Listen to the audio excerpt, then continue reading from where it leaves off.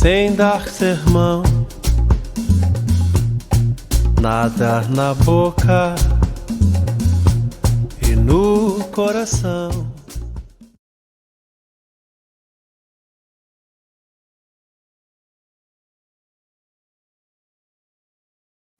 Saudações em nome de Jesus. A gente está começando aqui mais uma série de estudos, mais uma série de mensagens, né, de sermões, e tentando aí uma nova proposta em que a gente lance respostas, né, para nossa convivência, para nossa vivência nesse período de hibernação que a gente está vivenciando, né?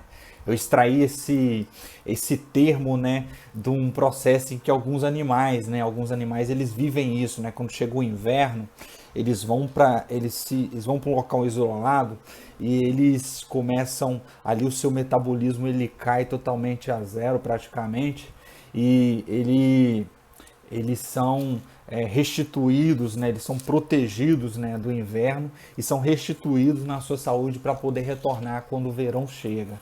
Então eu gostaria não de falar de um isolamento ou de uma quarentena, mas de uma hibernação, né? E nesse processo todo, a gente vai fornecer algumas ferramentas aqui que a gente chamou de os 5 votos espirituais para conviver no período de isolamento, que é a hibernação.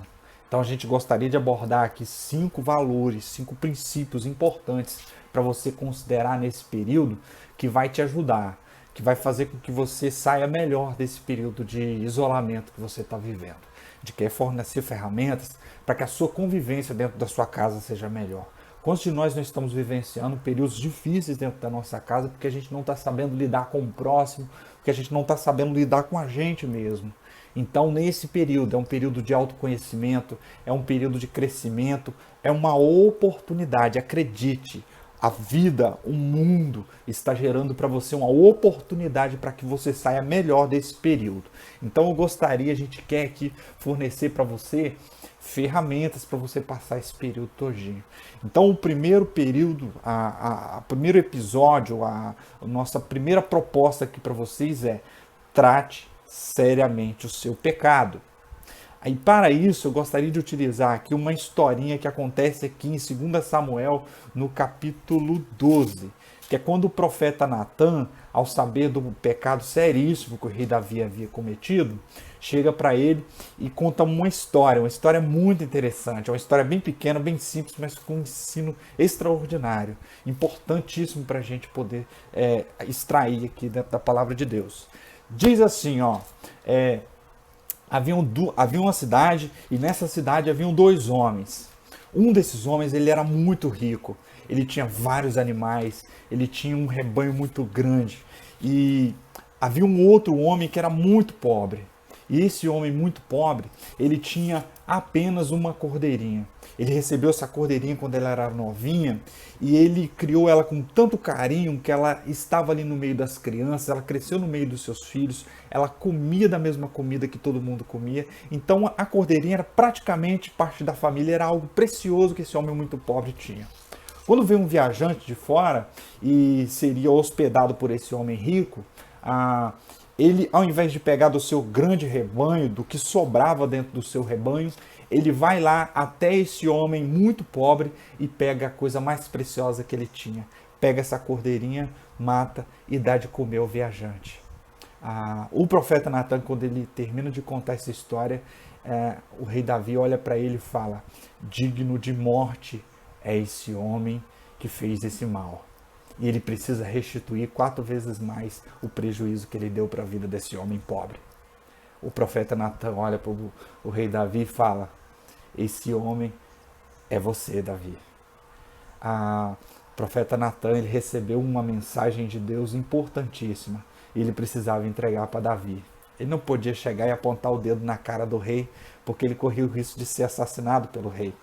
Então, quando ele conta essa história, ele está conduzindo o rei Davi para que o próprio rei Davi lance a penalidade sobre a vida de quem fez tal mal a esse homem pobre.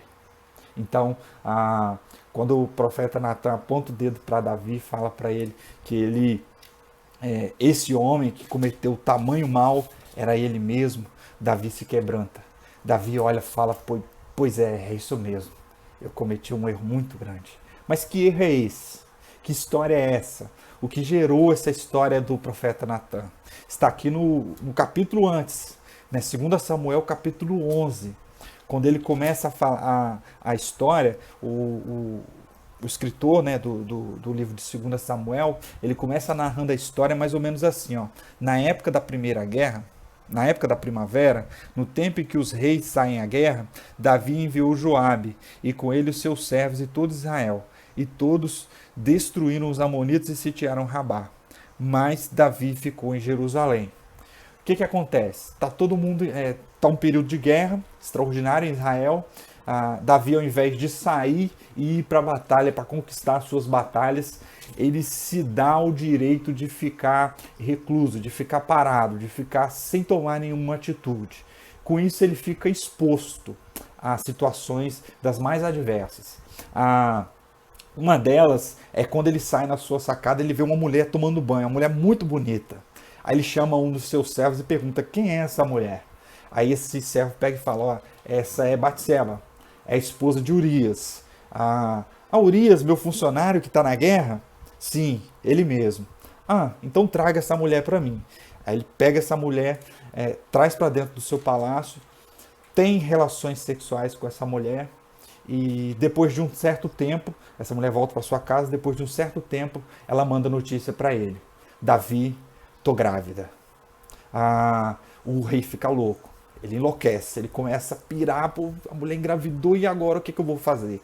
E o rei era uma pessoa muito visível, né, pelo fato de ser, da posição social que ele possuía. Todo mundo estava observando para ele. E toda aquela imagem de homem de Deus, toda aquela imagem de homem piedoso, de homem que venceu batalhas, e perder para uma mulher numa sacada ia pegar muito mal para o rei. Então, ao invés de ele dar um passo para trás, reconhecer o seu erro, chamar toda a nação, chamar o marido dela, chamar ela, chamar suas esposas, chamar os filhos, falar: gente, ó, eu errei, eu pequei, eu preciso reconstruir a minha vida, e eu caí num erro terrível. Ao invés dele fazer isso, ele dá um passo adiante. Ele se aprofunda um pouquinho mais no pecado. Ao invés dele confessar, dele colocar diante da luz o seu pecado, ele prefere andar em trevas. E quando a gente prefere andar em trevas, a gente começa um processo de bola de neve que a gente não dá conta de resolver. Uma bola de neve, vocês sabem, ela começa a descer lá no pico da montanha. E ela vai rolando, rolando, rolando, rolando, e aumentando cada vez mais. Chega uma hora que você não tem controle sobre ela. E uma hora ela sai destruindo casas, ela sai destruindo famílias por onde ela passa. Davi não tratou o seu pecado com devida responsabilidade. E ele começou a assumir algumas posturas a partir daí. A primeira postura é mentira. Um pecado, se você não tratar ele da devida forma, do devido jeito, ele pode te levar a praticar mais pecados. Davi pega e chama o seu soldado de batalha. Naquela época, as pessoas, quando saíam para batalhas, elas não saíam para ficar 2 ou 3 dias, eram meses que elas ficavam fora de casa. E às vezes, em determinadas situações, eram até anos que elas ficavam longe de casa. E quando Davi chama esse homem, ele está querendo, ele está meio que bolando um plano aqui. Do tipo, esse cara, ele está muito tempo longe de casa, ele está com muita saudade da esposa dele. Chamarei esse cara de volta, e a primeira coisa que ele vai fazer, antes mesmo de passar aqui no palácio, é passar em casa. Mas o cara não passa, o cara vai diretamente para o palácio. Aí Davi pega e fala: meu amigo, você não vai para casa? Vai lá, toma um bom vinho, visite a sua esposa. E o cara não vai, o cara fica. Quando esse plano falha, o rei Davi, ele embebeda ele chama ele para um jantar e dá muita bebida alcoólica para ele. E quando o cara já tinha passado da conta, ele imaginou que esse cara, ele ia para casa, ele ia folgar um pouco da sua missão, ia voltar para casa, ia ter relações sexuais com ela. O segundo passo que Davi estava cometendo a partir do seu pecado é tentar queimar as provas. Tentar queimar as provas é fazer com que tudo aquilo que denuncie você seja destruído. O que ele está tentando? Esse cara vai para casa, vai ter relação sexual com a esposa dele, depois de 9 meses essa criança nasce e todo mundo vai pensar que é dele e não vai sequer saber que eu dormi com ela. Mas o plano falha. O cara dorme na porta do palácio e não vai para casa. Terceiro passo, matar, dar fim às testemunhas. Tirar de cena aquelas pessoas que podem me denunciar. E Davi pega e arma um plano. Escreve uma carta, entrega nas mãos desse soldado e fala, entrega para Joabe, comandante. Aí o cara pega essa carta, leva e não abre. Acho incrível nesse texto isso, ele não abre essa carta.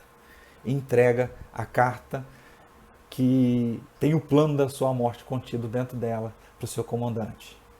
A ideia de Davi é, Joabe, coloca Urias na parte mais dura da batalha, na parte mais difícil, para que ele não volte dessa guerra. Quantos de nós não chegamos a esse extremo? Ao ponto da gente enxergar o nosso pecado não como uma coisa que um ser humano comum comete e que a gente pode a qualquer tempo dar um passo para trás e confessar e colocar ele diante da luz. Davi, ao invés de fazer isso, ele começa num processo em que ele vai declinando cada vez mais. Mentira, tentar apagar as provas e agora um assassinato. Você acha que isso está longe da sua casa? Não está. Quantos de nós não estamos enxergando, agora nesse período de reclusão que a gente está vivenciando, homens que estão passando mais tempo dentro da sua casa e os problemas sociais que a gente via acontecendo, eles estão se potencializando. Os homens, as denúncias de violência contra a mulher estão aumentando. Os comerciantes que se aproveitam da sociedade e têm processos de extrema desonestidade nos seus negócios estão piorando cada vez mais. E às vezes a gente enxerga situações em que algumas pessoas, ao invés de confessar o seu erro, elas tapam o seu pecado com mais pecado ainda. É o cara que desvia dinheiro na empresa e que ao invés de confessar, ao invés de entregar o próprio erro que cometeu, ele tenta descredibilizar as pessoas que sabem. Ele tenta matar a credibilidade que as outras pessoas têm. Às vezes não mata fisicamente, mas mata a credibilidade do outro, apenas para se manter. Apenas para se manter e não ser denunciado. E às vezes a gente vê alguns casos em que algumas pessoas matam pessoas. Assassinos, homens que tiveram atos de pedofilia com crianças e pelo fato de serem muito visíveis, ao invés de confessar, se entregar, eles queimam as crianças dentro de um quarto. Isso aconteceu em uma casa. Uma surra que passa do limite, em que existem provas reais de que aquela criança foi agredida, ao invés de haver uma confissão, ao invés de entregar, ao invés de dar um passo atrás, a pessoa dá um passo mais à frente e joga essa criança de cima da janela e mata essa criança. O pecado ele é extremamente sério. Se a gente não tratar, se a gente não der o devido, tratá-lo com o devido respeito, se a gente não tiver o devido cuidado com ele, ele pode destruir a nossa vida. Ele pode fazer com que a gente entre dentro de um processo de bola de neve, em que a gente vai criando mais pecados ainda para poder tapar ele.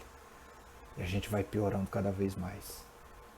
O pecado, ele pode gerar em nós um processo de pedagogia, em que nossos filhos, amigos, pessoas que nos amam, estão convivendo conosco e enxergando os nossos atos.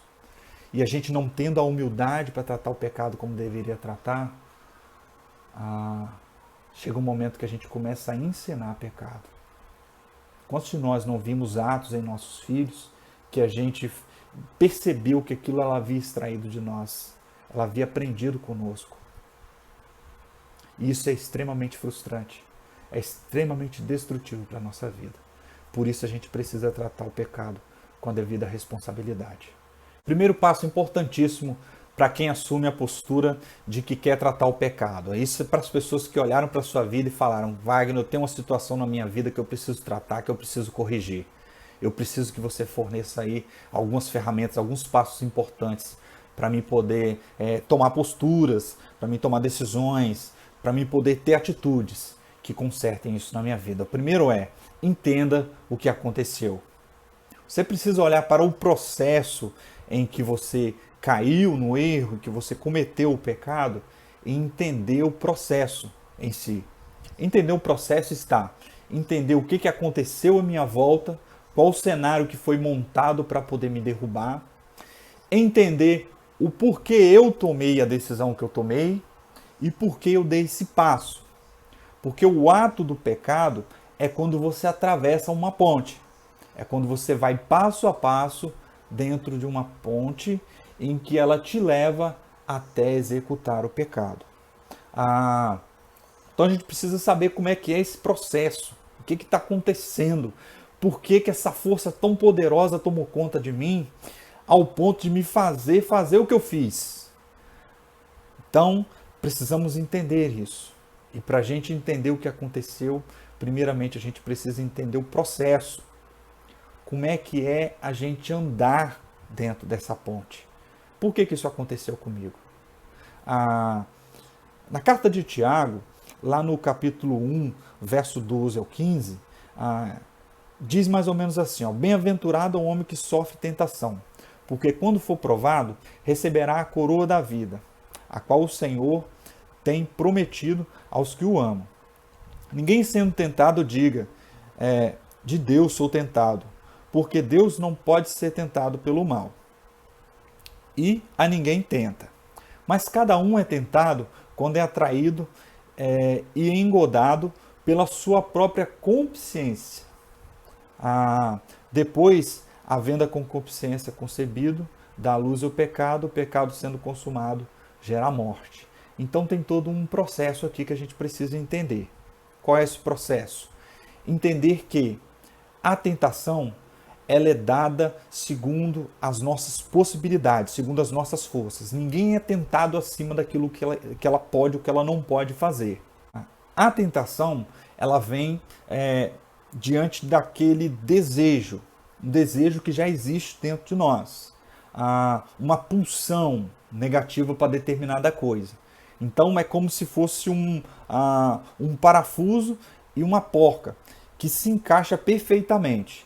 Então a gente se conhecer, a gente saber que modelo de parafuso a gente é e qual o modelo de porca que vai chegar para poder encaixar conosco, a gente precisa, se a gente souber disso, vai ficar mais fácil. Porque aonde tiver uma situação como essa, a gente vai correr.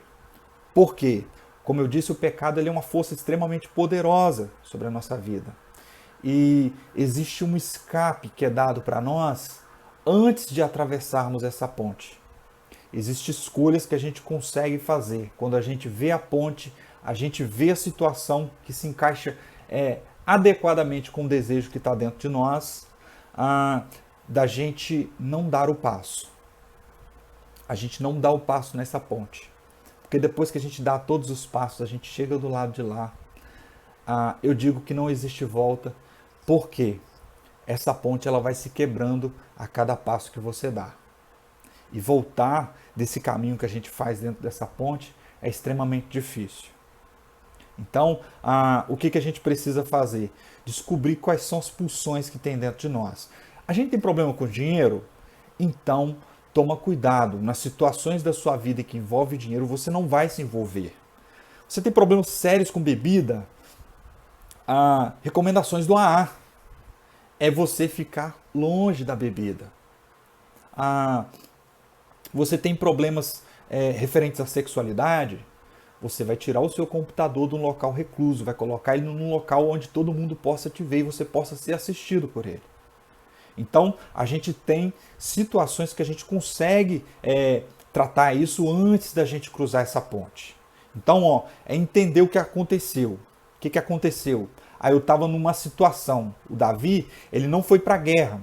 Ele ficou numa situação em que ele ficou exposto. Ele chegou da sacada do seu palácio e viu a mulher tomando banho. Se ele tivesse ido para a guerra, ele nem pensaria na questão.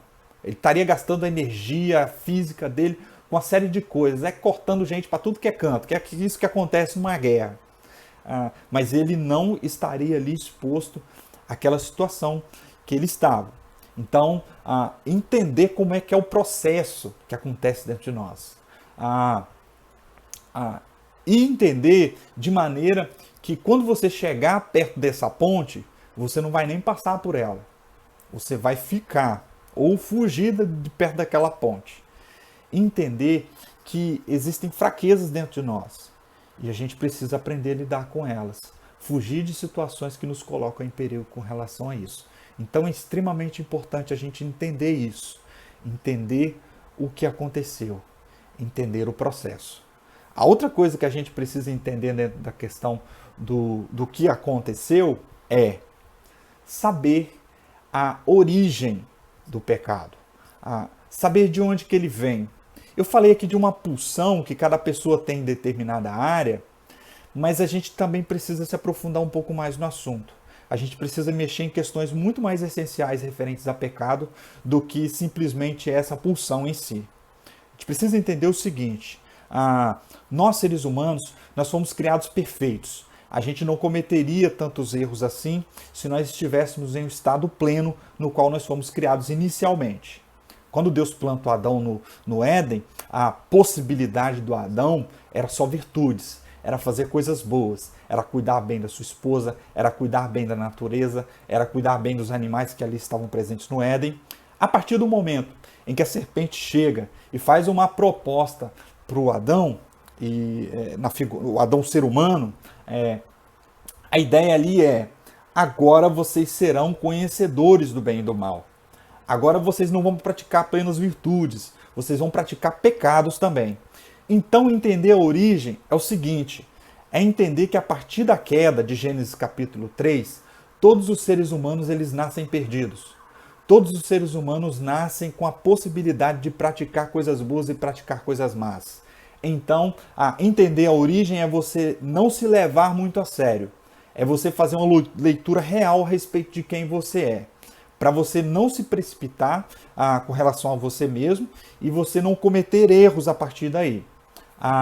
Então, a gente saber a nossa origem é o que está lá no capítulo 51 dos Salmos. Salmo 51, no verso 5. O próprio Davi, depois que ele tem esse ato de pecado, ele começa a fazer essa reflexão, a entender o que aconteceu, o processo que rolou dentro dele e a origem. E ele fala o seguinte no verso 5, eis que em iniquidade fui formado, e em pecado me concebeu minha mãe. Sabe o que Davi está falando bem aqui? Ele está falando, eu não sou filho do Jessé, eu não fui criado por Deus em si, eu sou filho do Jessé. E Jessé é pecador, e Jessé é filho de Adão. E Jessé é fruto desse processo de produção contínua de pecadores. Eu nasci pecador e é por isso que eu peco. É essa a nossa origem. Nós temos uma capacidade extraordinária de fazer o que é certo, mas nós também temos muita habilidade para fazer o que é errado. É entender o que aconteceu, é entender o processo e entender a origem. De onde que nasce tudo isso? E isso é inerente a cada ser humano. Todos nós nascemos com possibilidade de fazer o que é certo e de fazer o que é errado. Então, não se leve a sério demais. Procure avaliar a sua vida. Procure enxergar onde estão as suas pulsões. E saiba, você é um Adão. 2 Samuel, capítulo 12, no verso 13, diz assim: Então Davi disse a Natã, pequei contra o Senhor. E Natã respondeu a Davi, também o Senhor perdoou o teu pecado e por isso não morrerás.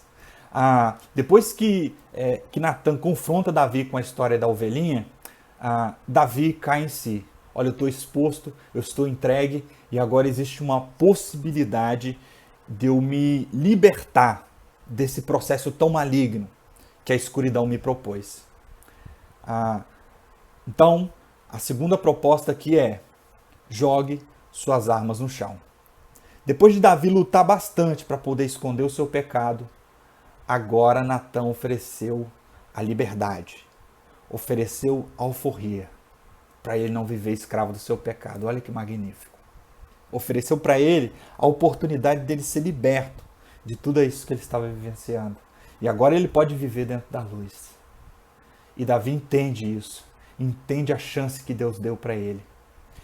E o mais curioso desse texto é que Natã expressa, olha, Deus já te perdoou. Quando Natã entrega a mensagem, olha, você é isso, você é aquilo, o perdão já estava embutido na mensagem. Davi só foi informado depois que ele jogou as suas armas no chão. Por isso a gente precisa jogar as nossas armas no chão. Jogar as nossas armas no chão significa abandonar a luta contra a verdade. Porque o Evangelho é caminho, verdade e vida. O Evangelho ele tem uma relação com a verdade profunda.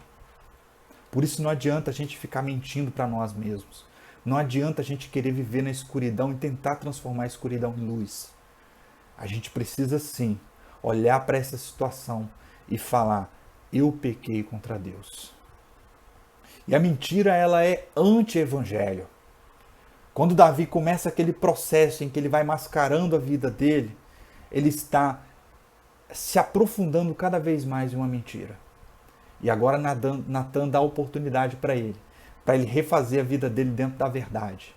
E agora ele pode ir caminhando dentro da verdade de pouco a pouco e se tornando um ser humano cada vez mais autêntico, cada vez mais verdadeiro. Por isso, jogue suas armas no chão. Jogar as armas no chão significa parar de defender você mesmo. Porque todo pecado, para pensar, todo pecado, você só comete quando você quer se defender. A preguiça, por exemplo, que é um pecado pouco falado no nosso ambiente, é defender você.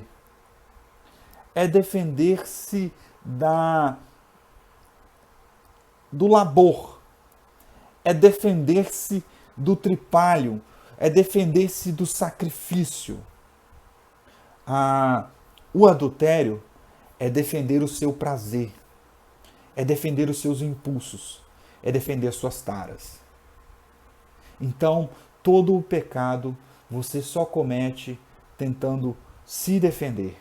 Jogar as suas armas no chão é você largar você. É você deixar você. Porque Davi ficou o tempo todo se defendendo. E agora há uma confrontação, um processo de liberdade em que você para de defender a você mesmo.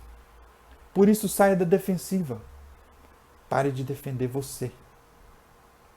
E tudo que Davi fez para encobrir o seu pecado, na verdade, estava para encobrir as consequências do pecado. Aquilo que o deixava exposto. Aquilo que desconstruiria sua máscara. Tudo que Davi fez foi para manter a sua máscara. E a confissão, ela deixa de dar manutenção à máscara. Por isso, jogue suas armas no chão. E jogar as armas no chão é parar de dar manutenção à máscara. A nossa máscara, ela desconstrói todo o nosso eu. A verdade, ela dá oportunidade para o nosso eu ser mais legítimo, mais verdadeiro. A verdade, ela reconfigura a nossa identidade. A mentira, ela desconfigura a gente o tempo todo. E as pessoas perceberão que você está mentindo. Por isso, jogue as suas armas no chão. Jogar suas armas no chão significa lançar luz sobre as trevas. Como eu disse, a mentira, o pecado, ele está numa região de trevas, de escuridão. Por isso que Jesus disse que ele é a luz do mundo. Porque em Jesus você pode expor o seu pecado. Em Cristo você pode lançá-lo na luz. E o dia que você põe ele diante da luz, não existe demônio nenhum que use isso contra você. Porque a partir do momento que a luz começa a cobrir o seu pecado, toda a escuridão vai saindo de pouco a pouco. Por isso, jogue na luz. A exposição do pecado, ela representava uma euforia, uma liberdade para Davi. Agora eu não vou ficar mais no escuro tendo que tatear. Agora existe uma luz para o meu caminho. E eu posso andar dentro desse caminho. Mantenha uma cultura de prestação de contas. Jogue luz sobre o teu erro, expondo o pecado que te represava, que te prendia. E mantenha uma cultura de prestação de contas. Agora Davi pode voltar na outra semana e perguntar: e aí, Davi, como é que está aquela pulsão que você tem? Como é que está aquela dificuldade que você tem? Agora Natan pode voltar 15 dias depois. Falar: e aí, Davi, como é que está a lidar com esse problema? E já que está exposto, já que está diante da luz e diante de um homem de Deus, Davi pode falar: olha, estou lidando, estou conseguindo vencer. Perdi umas 2 ou 3 vezes essa semana, mas eu continuo no caminho. Agora, o Natan pode voltar um mês depois. Que Davi não vai inventar uma mentira, não vai tentar encobrir, não vai tentar matar provas.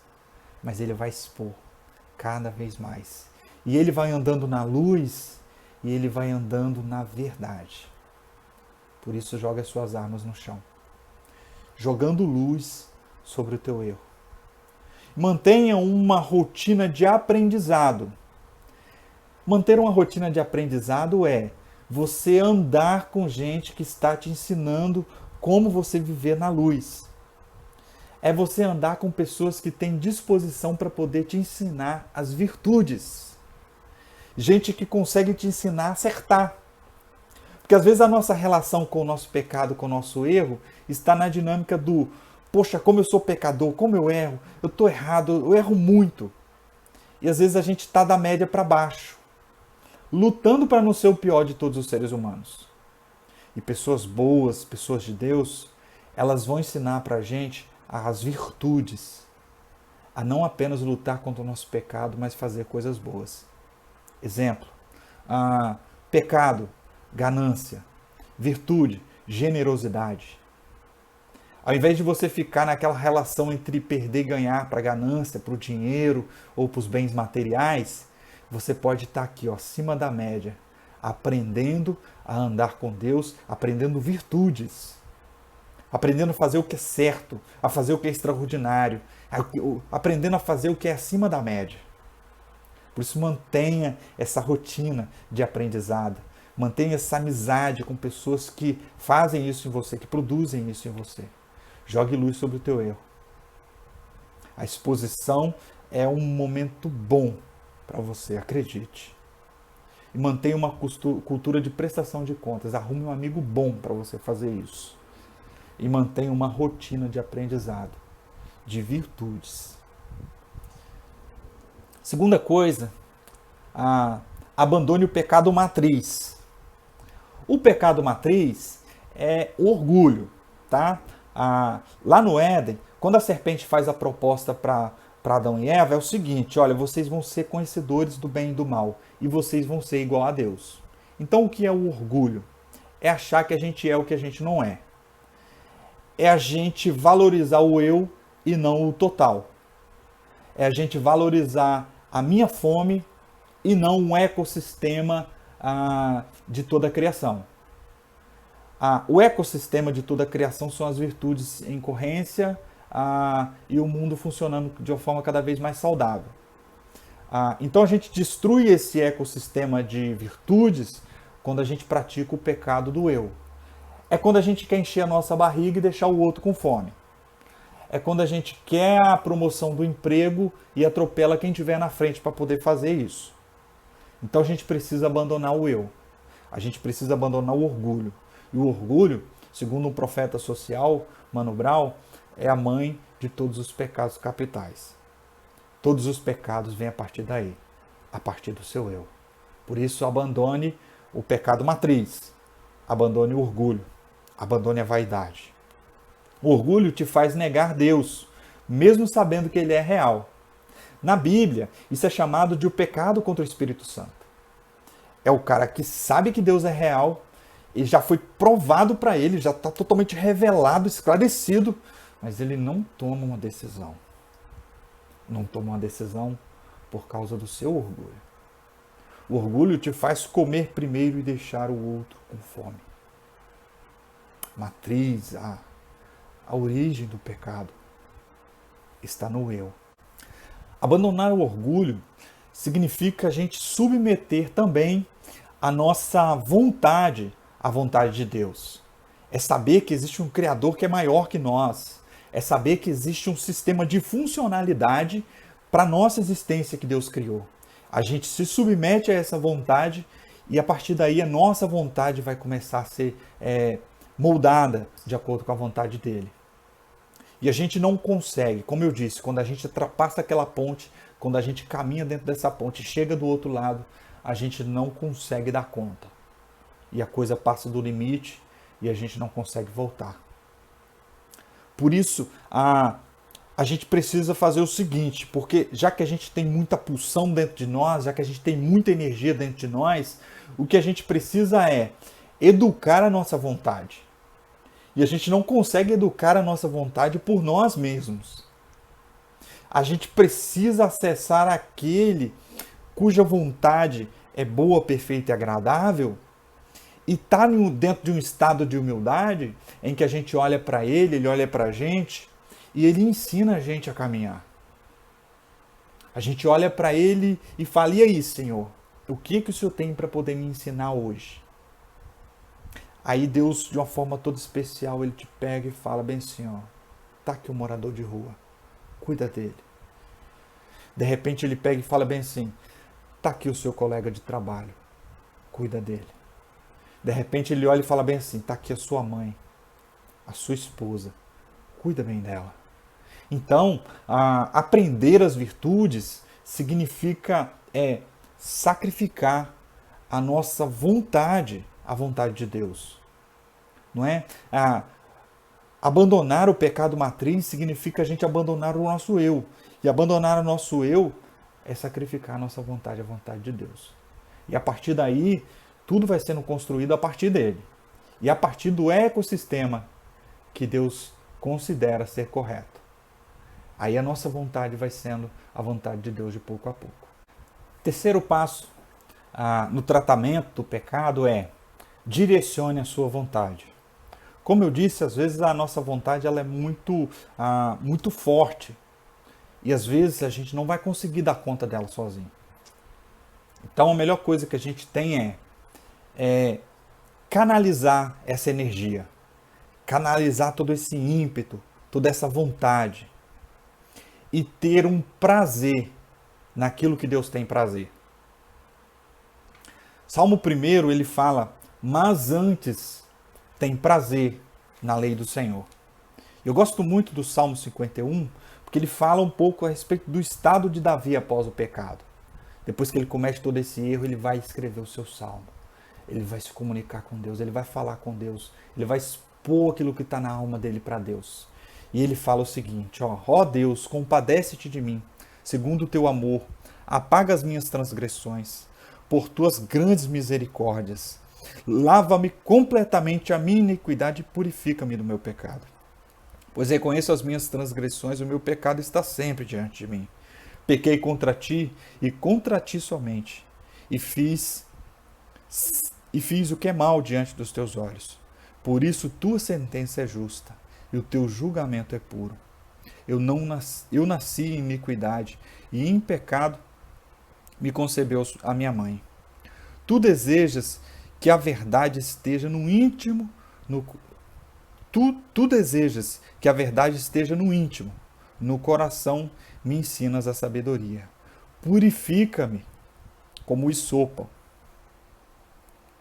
e ficarei limpo. Lava-me e ficarei cada vez mais branco do que a neve.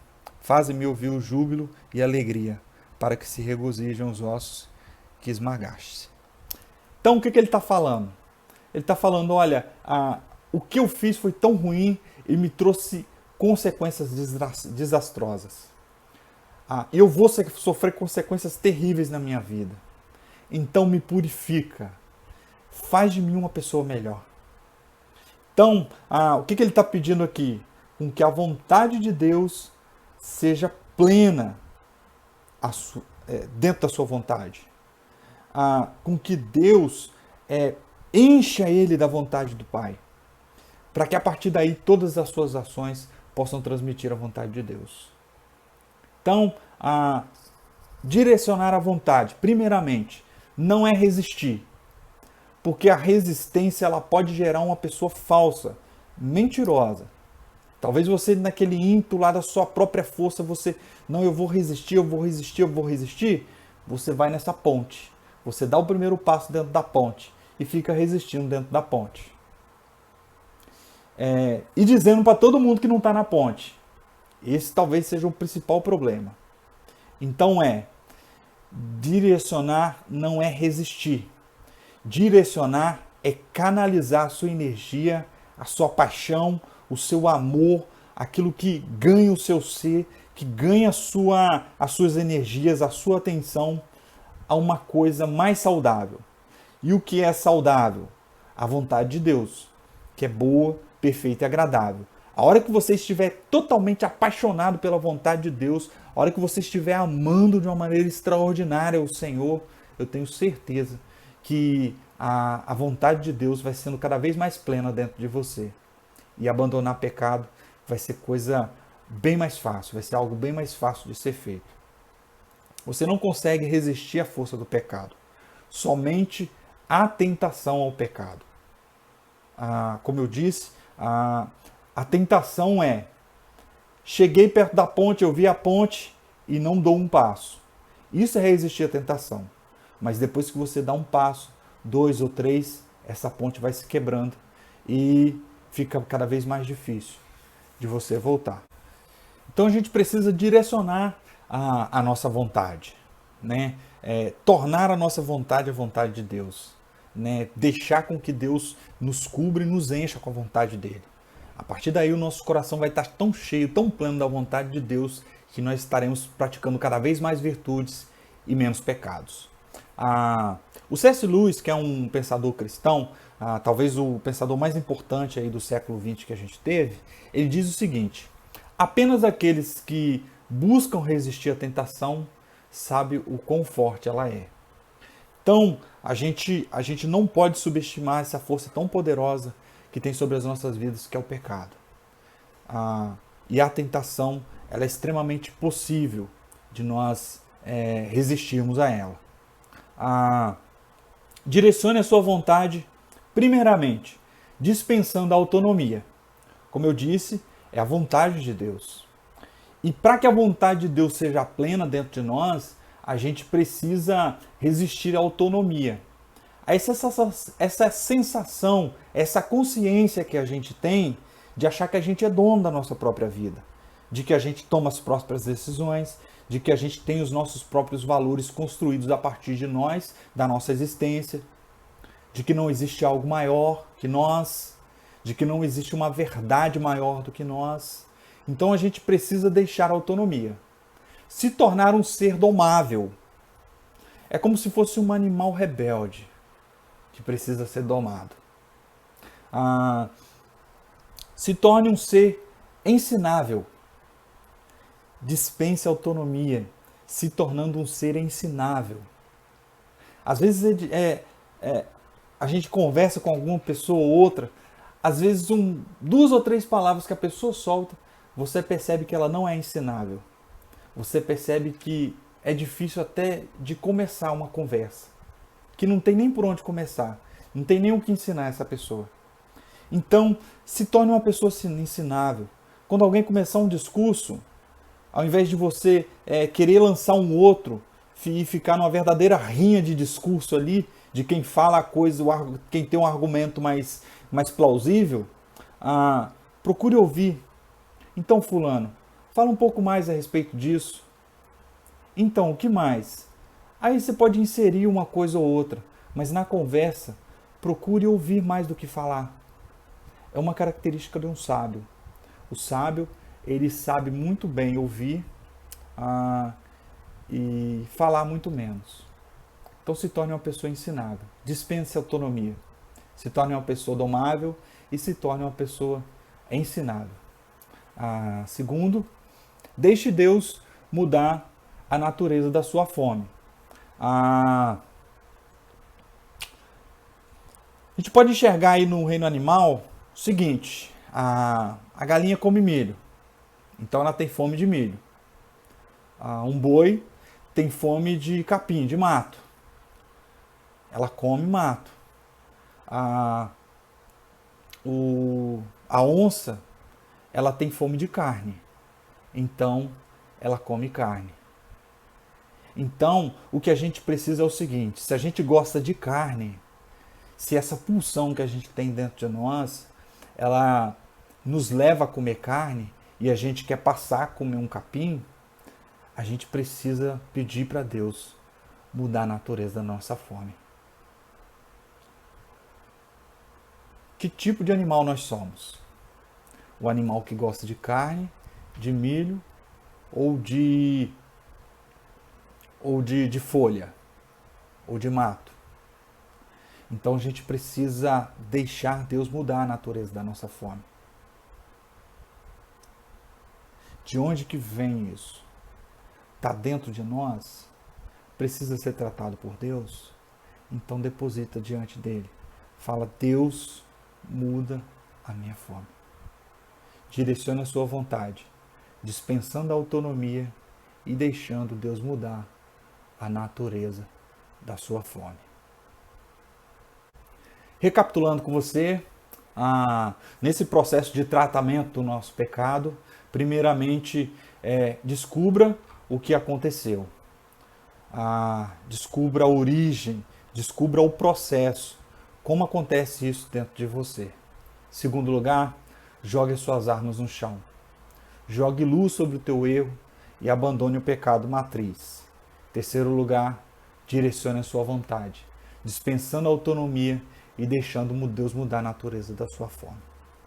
Na fala do C.S. Lewis, o pecado é uma força extremamente poderosa e a gente não consegue dar conta dele sozinho. Então a gente forneceu algumas ferramentas aqui porque a gente entende que ele é extremamente perigoso, que ele é extremamente difícil de lidar com ele sozinho. A gente espera aí que abençoe sua vida e que você consiga tratar verdadeiramente o pecado com a seriedade que ele merece. Deus abençoe você e até a próxima.